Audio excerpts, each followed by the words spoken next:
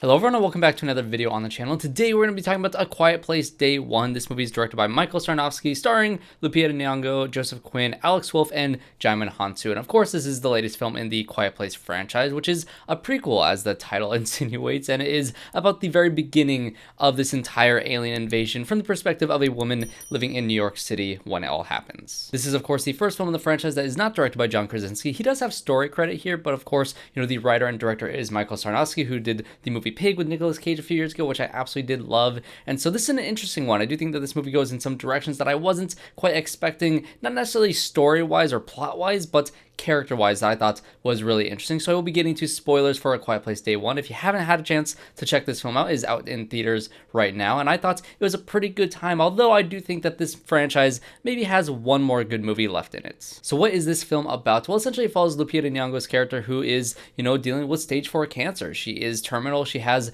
very short amount of time left to live when the whole world goes to hell. She goes with this group of other people that live in the this hospice that she is at, and they go to the city to go to this show, and when she gets there she just really wants a slice of pizza. That's really all she wants. That's her main motivation to going into the city. But of course the world goes to hell and all these aliens come falling down from the sky and all hell breaks loose. And now what is her journey in this movie? Well, she still wants that slice of pizza, which I absolutely loved the fact that that was this character's goal in this movie. It wasn't a fight for survival. It was more so a fight for a chance to live one more time. And that I think is easily the greatest part about this movie, because when you're dealing with a character that has already, struggled with reconciling with their own death, they know that they don't have much longer to live. They're in a position in their life where they don't really have any friends or family left. They're completely alone in this world, and she's really just grasping at any last human connection that she can possibly find in this world before the world goes into the post-apocalyptic state that it ends up in. And when it finally does do that, it doesn't really change her motivations or her loneliness. It just kind of, highlights it. It just makes it a little bit more, right front and center in her motivations, and it makes it clear when she's walking through a crowd of people all going towards safety, towards the boats on the shore, and she's going in the opposite direction. And I'm sure I've said this before on my channel, but I absolutely love Lupita Nyong'o, especially with Us, and that honestly Oscar-worthy performance that she had as both Red and Adelaide in that film. But she's also great in this little movie called Little Monsters. It is a zombie horror comedy that was on Hulu with Josh Gad. That movie is amazing. Definitely go check that one out if you haven't heard of it. It's a lot of fun, but really everything that she's been, and she's been a standout, and that's very much the case still in here, because her character doesn't necessarily have a lot on the page. She kind of hides a lot of who she is for the first half of the movie, and so you're really following her just through her performance and through her subtleties as a performer in this film, which I thought was very well done. And acting opposite of Lupita Nyong'o in this film is Joseph Quinn as Eric in this film, and he's also lost, but in very different ways. He's not, a terminal illness. He's not, heading towards his death. He very much wants to live, and he's very terrified of the situations that he finds himself in, and that's very much mirroring the case that's, he moved to New York City to go to law school, and he's originally from London, and he feels completely alienated in this city, and he feels also extremely alone and doesn't really know where to go. And especially when things go to hell, he feels even more so lost. And so when he encounters Lupita Nyong'o's character and sees that she's going in the opposite direction of safety, it is like a comforting thing for him for some reason, because he sees somebody that is just as lost as he is. And it's both a mixture of curiosity and making sure that he doesn't want himself to be alone more so than, he doesn't want her to be alone. And so it's also a very good dynamic between these two characters who are both lost in very different ways, that they find each other in this tense situation to get through it in one way or another. And so he was also really solid in this movie. And again, he doesn't really have too much of a backstory. You don't really get to know his character all that much besides what I just told you. So it's all on the performer and the situations that you find this character in, the decisions that he makes in order to stay with Lupita Nyong'o instead of going towards safety. This is all the character building that you see, that is all within the actor and all within in between the lines in the script itself. It's all what the performer is bringing to it. And I thought Joseph Quinn was really great in Stranger Things season 4, but really here he was also really solid, and it makes me even more so excited to see what he can do as Johnny Storm in the Fantastic Four movie. You also have Djimon Hounsou in this movie, who was also a character in A Quiet Place Part 2, and you don't really get to find out too much more about this character that you didn't already know from what you find out about him in part 2. And so there's nothing really to explore with this character besides the fact that he was in the same, stage performance with his wife and his son at this point in the timeline when the whole world goes to hell, and he helps, Lupita Nyong'o learn the rules of the world, because this character is the type of character throughout the entirety of the series so far has been that sort of person that knows where safety is. He knows he needs to get to water because the helicopters are flying overhead and saying to evacuate through there. So that's how he knows how to find this, island of safety in A Quiet Place Part 2. And so you kind of just see the little seeds that are planting his journey from where he starts off with here and where he ends up with at the ending of Part 2. And so, yeah, sure, he is in this movie, but you don't really get to find out anything major about his character. Besides, it was just nice to see him get a little bit of screen time, but really he maybe has 10 minutes of screen time. So if you're going to this movie to see how his story all began, really all it is that he was there in the theater when everything went down. He helped Lupita Nyong'o learn about the rules of the world, and then he's absent for the rest of the movie as Lupita goes to find her slice of pizza, and then he shows up once again at the ending on the safety boat when Joseph Quinn eventually swims over to it. And the one other notable actor in this film is Alex Wolff, who was honestly unrecognizable in this film. I'm very used to him being the teenager character in movies like Hereditary or Jumanji, and to see him with a full beard in this role was honestly quite jarring. I was looking at him and they're like, is that Alex Wolff? And it is Alex Wolff, and he was also good in this movie for the time that he was in it. And honestly, it's one of those cases of make the most out of a role for the very limited amount of screen time that you have, because his dynamic just in the first act between him and Lupita Nyong'o as this nurse who is, trying to help her through her journey of, trying to accept that she has very little time left to live and bring her out to the city and promising her pizza, but when, he has to do his job and tell her to go back to the hospice. It's a very tough scene to see Lupita basically say that you're not my friend, and it was honestly a very heartbreaking moment. But when they see each other again, once everything goes to hell and they get back into this, this theater, and they have that moment of reuniting and they hug each other, and he was the one who had the cats of hers at that point. I loved all that, and his death was honestly quite a sad one. Even though you didn't really get a lot of time with him, you could tell that this is the one friend that she really had left in this world, and to see him go just kind of pushed her even more so to go off and to go find that slice of pizza. And the last character that I do want to highlight is, of course, Frodo the cat. Absolute MVP of this movie. I absolutely loved watching this cat and really caring about the cat more so than everybody else in this film, because if this cat got hurt, I would have been very angry. And quite frankly, I think this movie made me want a cat, which I never thought I'd say that. Honestly, this cat was adorable. It was a great actor. And from what I've heard, Lupita Nyong'o also didn't like cats until she met this cat in this film, which honestly, same. And so yes, I've mentioned this slice of pizza a couple times now, and honestly, I feel like Michael Sarnoski maybe saw the Pizza Rat video that came out a few years ago, and maybe that's how he came up with the entire idea for this movie, because you even get to see a shot of the cat Frodo chasing after this mouse, kind of mirroring the idea that the humans in this situation are the prey, they are the mouse being chased by the predator being the cat. And so, well, you have this little mouse character being Lupita Nyong'o going after a slice of pizza. It's a Pizza Rat situation. It is all metaphor for that one meme that happened a few years ago. But no, it's not just that. It's a lot more deep than that, because, she tells a story to Joseph Quinn at the peak of their, dramatic, height of this movie, their most emotional connection, once they are finally able to get some,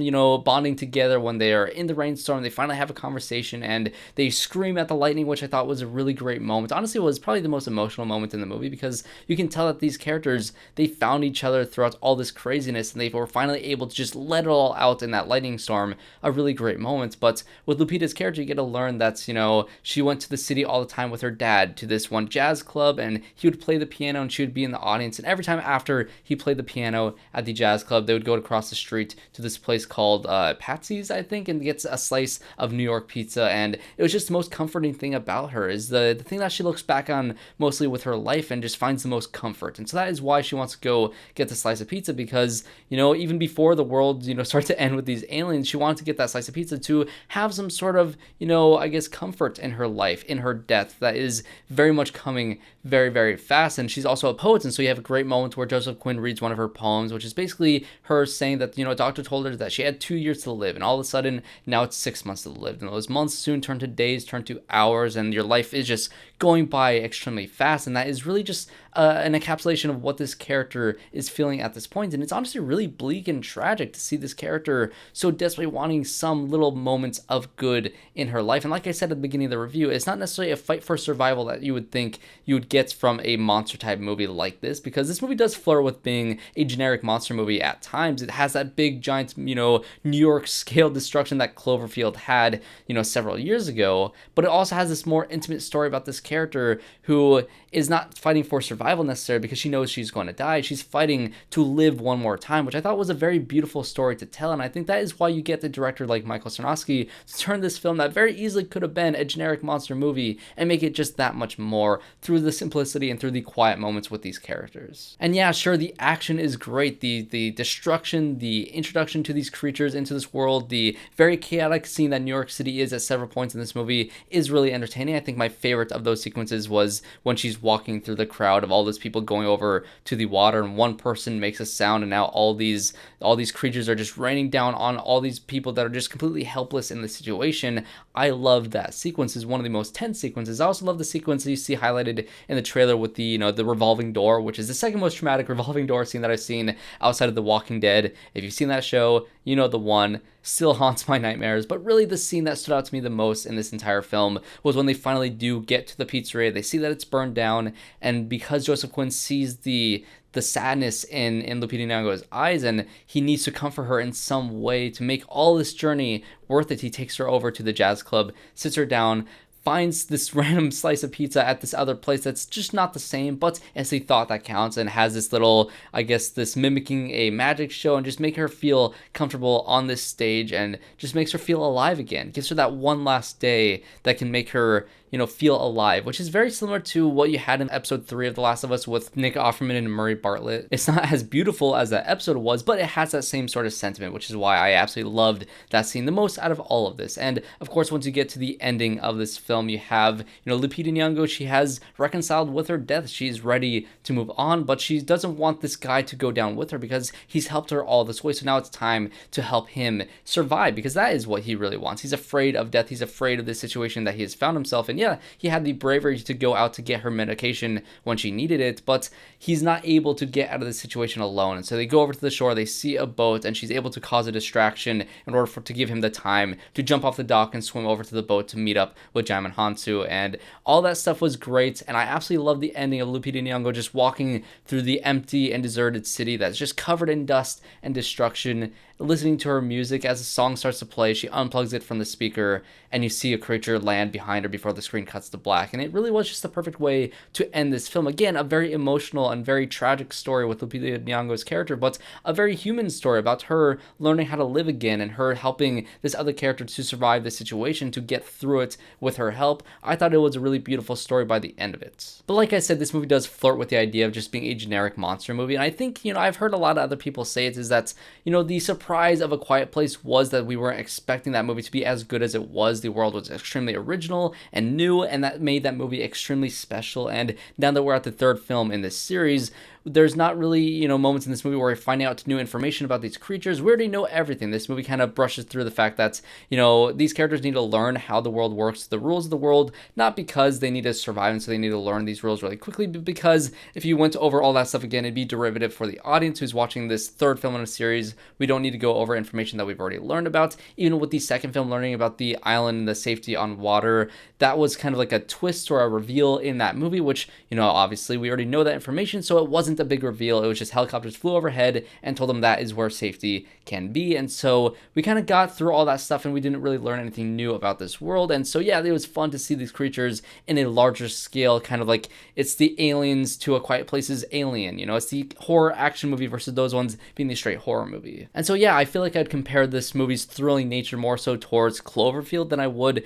towards the first A Quiet Place movie, which I do think is a little bit of a step down. And like I said earlier in the review, I do think the series really only has one good film left in it, because I think if you were to keep on going in the series, it'd feel more derivative and derivative as it goes on. Yeah, you had a good director and a good, script to, lead these characters down a journey that was really interesting to watch, but how many more times can you do that before the audience becomes tired of this world? And I definitely felt it while watching this movie. I did feel the fact that, yeah, we've been here, we've seen this, how much more originality can we get out of this series? I do think that after A Quiet Place Part 3, I don't see where they can go with this series. I really hope that A Quiet Place Part 3 has some sense of finality, because we've seen a lot of this world. We've seen the journey that's, John Krasinski and Emily Blunt's family went in parts 1 and 2, and if that ends up in a place where they can take out all these monsters with the tactics that they've learned over the past 2 movies, and they can use that to heal the world. We saw a prequel seeing how the whole thing started, and we even got to see prequel flashbacks in A Quiet Place Part 2 of how the thing started with that family.